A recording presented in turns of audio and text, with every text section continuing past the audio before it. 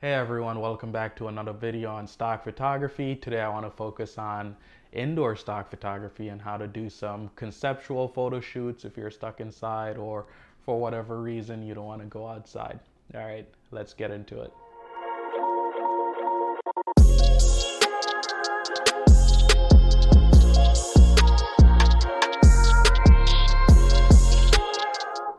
So when it comes to stock photography in general, I like to focus on concepts that are everlasting. So what I mean by that is like concept like anxiety, depression, learning, prescription drugs. These are things that, if you're a human being, these are things that you'll go through or things that you'll do every day. And those are concepts that are always in the news and are always relevant. So it's a good chance those photos will never go out of style. So I want to focus on I want to focus on two ideas for today's video: depression and anxiety. Well, I will consider those one thing: depression and anxiety, and remote learning or distance learning. When it comes to using yourself as a model, there's a few things that you will absolutely need. You will need some kind of remote trigger. You will need a tripod or a monopod, and you will absolutely need a camera. And a flash would also be helpful. If you don't have a remote trigger, you can use like a self timer on your camera or your phone if you're using your phone for this. So what I'm gonna do, I'm gonna film myself taking the photos, and then we'll head back into Lightroom and go over all the photos that we got. All right, so I'm in a bedroom in my apartment here, and I have the camera set up. I'm using the 24 to 240 Canon RF lens. I also have a flash set up. I have a window here, and I want to kind of balance the outside light with the inside light so the exposures are not too far off. I don't want outside to be blown out and inside in complete darkness. I have my remote trigger set up, and yeah, that's pretty much it. I think you can benefit from having a wide angle lens. 24 is a good wide range. If you have wider, that would be good if you're in a smaller space. This is a relatively small space. If you live in a mansion, you can get away with using a zoom lens, for God's sakes. But yeah, this is a relatively small space, and 24 I think will work. There's a couple scenes I want to do. I want to do one where I'm looking out the window, kind of looking sad and depressed, and there's another scene over here. So I have a closet that I can get into, and I want to use that to do, like a scene where I'm, sitting in the corner looking, again, sad and depressed. Yeah, then I kind of want to do one on the bed here where I'm sitting looking outside the window, again, same concept, sad and depressed. All right, so I'm gonna get into it.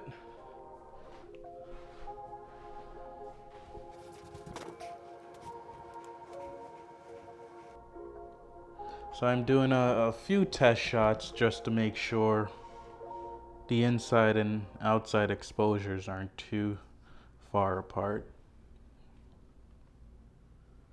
So you just want to make sure you get the framing right, and then once the framing is right, you can run on into the scene and, yeah, photograph yourself. I think this is where you can benefit if your camera, you can definitely benefit if your camera has like face detect or eye detect. If they do, then you for sure want to utilize that. Okay, so I think I'm good. I'll show you guys the framing that I have set up here. So that's the framing. I mean, it'll be a little wider. You know, the aspect ratio will be different when it's a photo versus a video, but that's the general framing. I will move this away.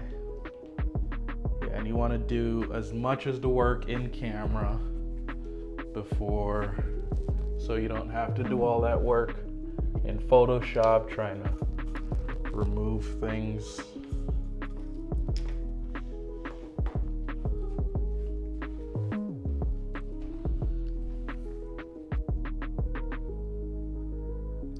So I have the camera facing me and I have the remote in my hand, and I'm just gonna kind of, you know, try and hide the remote.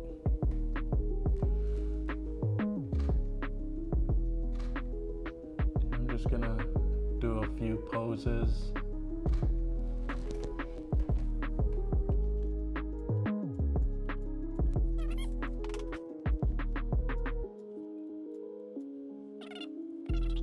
You know, it is a stage, a photo shoot, but you want to look as natural as possible. So do whatever you can to get in that, you know, that mood, I guess. So think of, you know, things that make you sad, and yeah, just act it out. Every now and again, you want to check to make sure you're getting what you want. You know, you don't want to do an entire photo shoot and then realize you don't got what you need. Yeah, I think we're getting some good stuff here.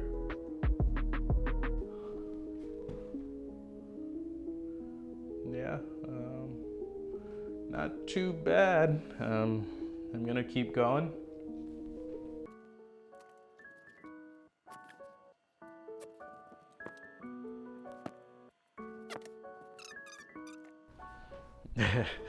Stock photography is far from glamorous sometimes, so yeah, you do what you gotta do. So I have a bit of a dilemma here. I need both of my hands, but I also need to press the remote trigger. So I could put it on a self timer, but that's gonna take forever going back and forth. So I don't know, I think I'm gonna put this on the ground and use, so it's not a full body shot, it's just like, it's just my, my torso. Let me do a little video to show you guys the setup here. Yeah, so as you can see, it's not a full body shot, it's just my torso. So I think I have a creative way to trigger this without using the self timer, which would take forever. I'm gonna put this on the ground and use my toe to press the trigger button. Gotta get creative. All right, let's do it.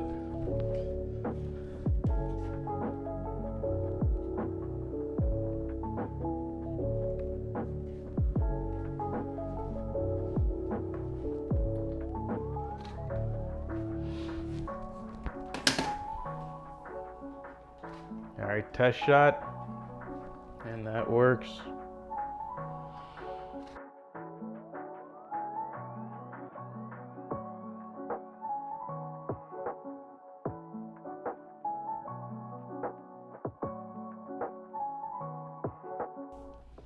Hey guys, thank you for making it this far into the video. I just want to say I really appreciate it. I know time is a big commodity nowadays, so you taking you know, 10-20 minutes out of your day to watch my videos, it's just superb.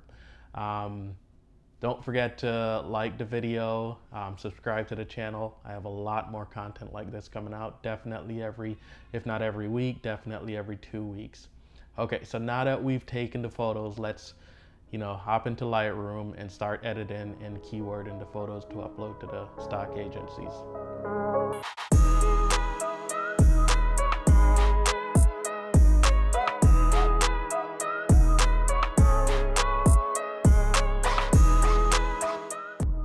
All right, guys, so here we are in Lightroom.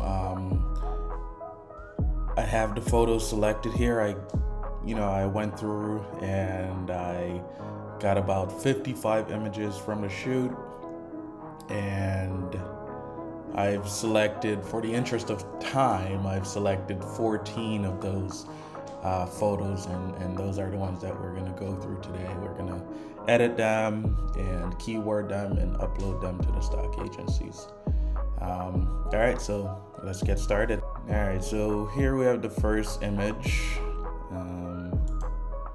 Like I said, I already went through and selected the 14 that I'm going to work on. So I went through and I looked at such things as sharpness and composition, exposure, all of that. And for the most part, they are good. And there is one file that has some blown out areas that seems unrecoverable, but we'll see that when we get to it. All right, so the first thing I'm gonna do is I'm gonna come over here to the basic tab. I wanna reduce my highlights so I get, the outside exposure back. Increase shadows a little bit. I don't want to do too much to these images. Let's see, the white balance. I know these blinds should be white. Nope. Let's see if we click somewhere else. Terrible. I am terrible. All right, so I'm gonna set it to about, let's see, about 5700 Kelvin. Okay, that looks good for now. I probably will change it later, but we'll see. Increase my vibrance, and I will decrease my saturation a little. I don't want these images to be too saturated. I mean, we are going for a depression, anxiety type image. So, the ideas will clash a little if you have a super bright image with a subject that's looking depressed. Those two don't work together really. Okay, so that's good there. So like I said, sharpness is on par. This was shot using the Canon 24-240 RF lens, and for a relatively inexpensive lens, it is very sharp. And this is at 45 megapixels, so it's not very forgiving. Any lack of sharpness in your lens will definitely show up at 45 megapixels. You can get away at like 24, but once you hit the 40s, then you will see every little imperfections. Okay, there is some blueness overall, and like up here, I can see some in the shirt. I want to get rid of that, so I'm gonna go down to the HSL tab and the saturation, and we're gonna play with the blues a little. So as you can see there, so look at the shirt and look at this area of the blinds.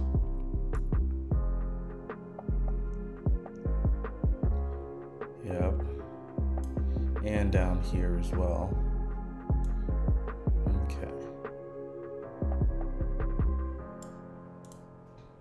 Gonna dehaze it just a little bit.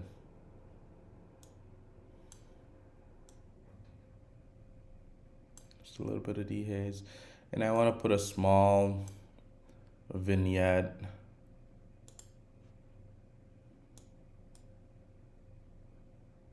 just to really pull attention in onto the subject there.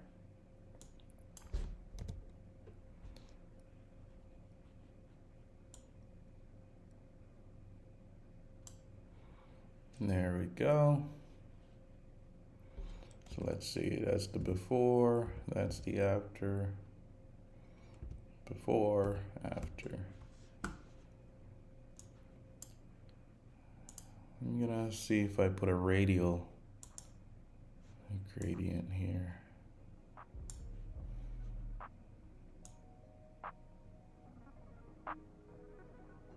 Just ever so slightly increase the exposure. Done.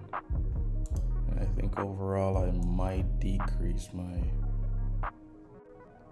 white balance. Make it cooler.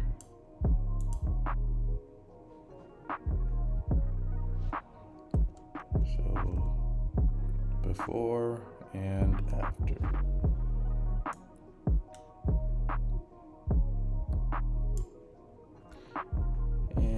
Just want to make sure, like, let's see, for detail,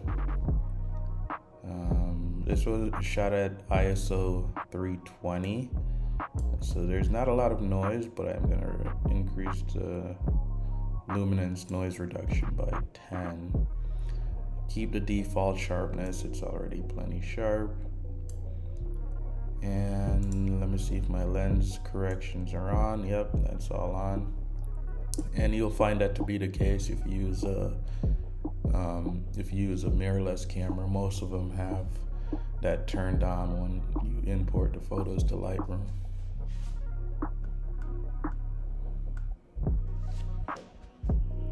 All right, so I'm just gonna transfer from this image over to these ones that are similar.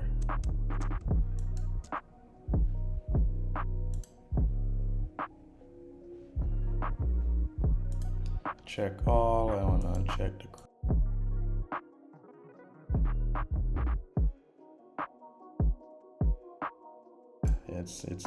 It's not recoverable.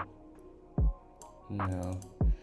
So yeah, I'm just gonna crop it down significantly.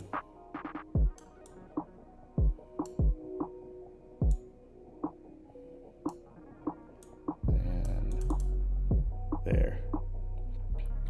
So let's see what we ended up with for remain in megapixels. So we just multiplied the width times the height.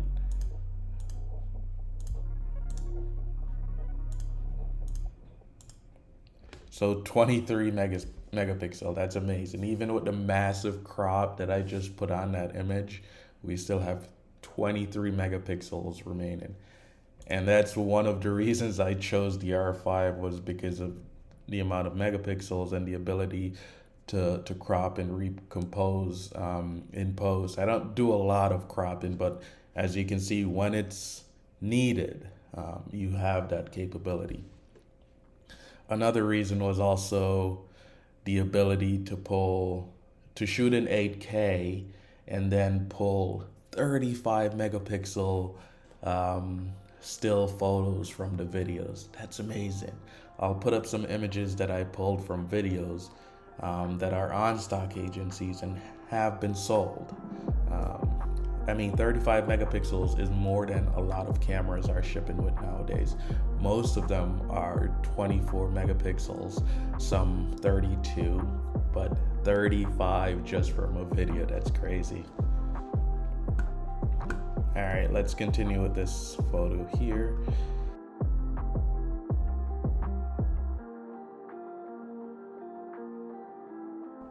Okay, so that's it for editing in Lightroom. Let's export the images and remove the stuff that we need to in Photoshop.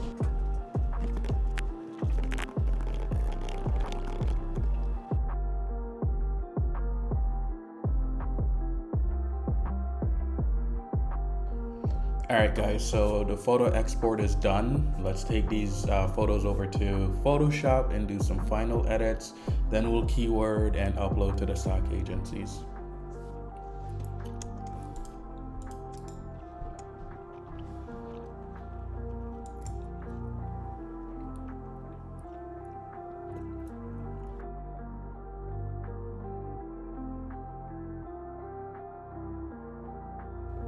All right, so here we are in Photoshop. I have all the images open.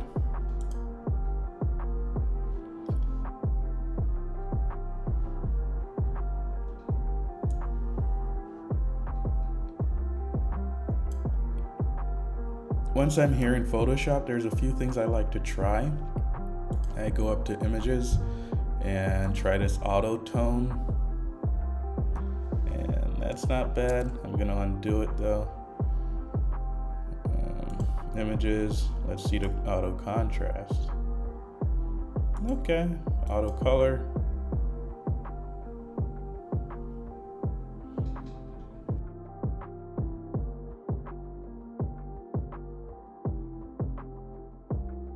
Okay, so on this one, we do have to remove the remote, and once we're removing stuff, let's also remove the outlet as we did in the last one. So I'm already on the spot, Elan brush tool, so I'm just pressing the right bracket key to increase the size. And let's see. Yeah, that did a very good job. An amazing job. Yeah. And let's remove the outlet. There we go.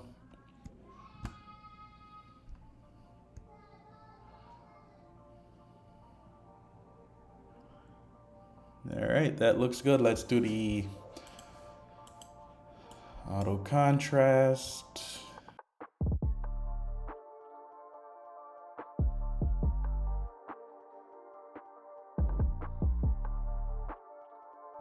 All right, guys, so that's all the work we need to do in Photoshop.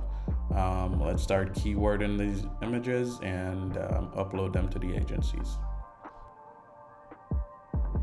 I like using Photo Mechanic to do all my keywords. You can definitely do this in Lightroom, and in some cases it does make a lot more sense because you would have all your images in your catalog and all of them would be keyworded. But for me, I like to work in Photo Mechanic. So that's what we're gonna do.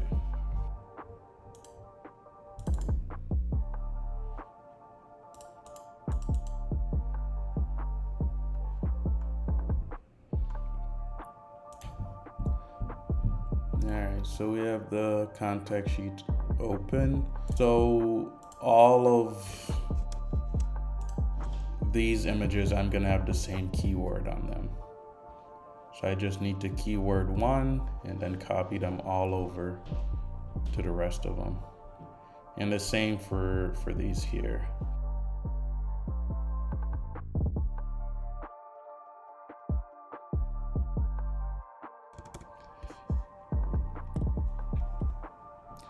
Yeah, I think I am good with that many keywords. You can put up to 50, but I mean, if you don't have 50 keywords, there's no need to start filling it with fluff.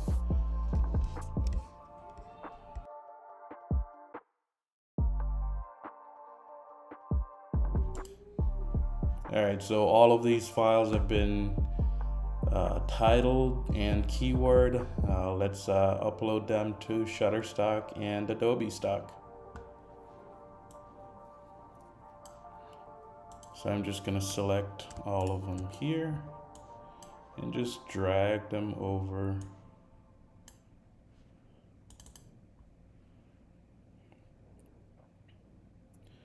And while that's uploading, I'm gonna open up another tab for Shutterstock.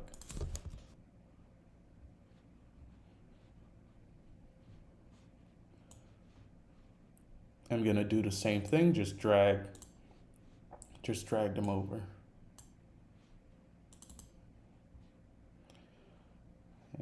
can check on Adobe.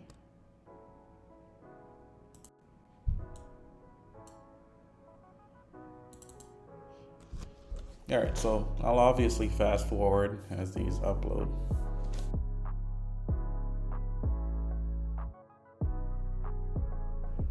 So right off the bat, Shutterstock is saying we have some spelling errors, which in fact, yeah, concept concept is not a word, so that's indeed wrong. So let's highlight these three and change that to concept and that to hard drive. We'll have to remember to do that in Adobe Stock as well. But let's select all of these. Category is people.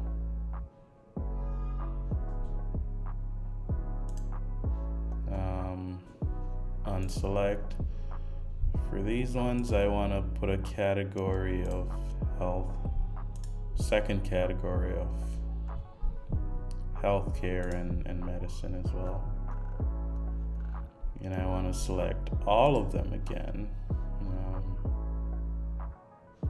Select all and add a release, and that's me. Yep.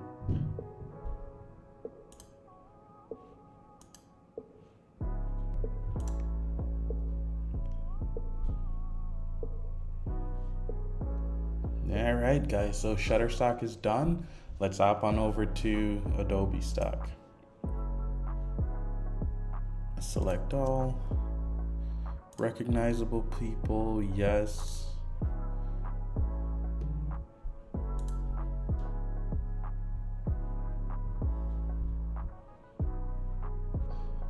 All right, let's select all. And the only thing left to do is hit submit. And here we go. Submit, yes.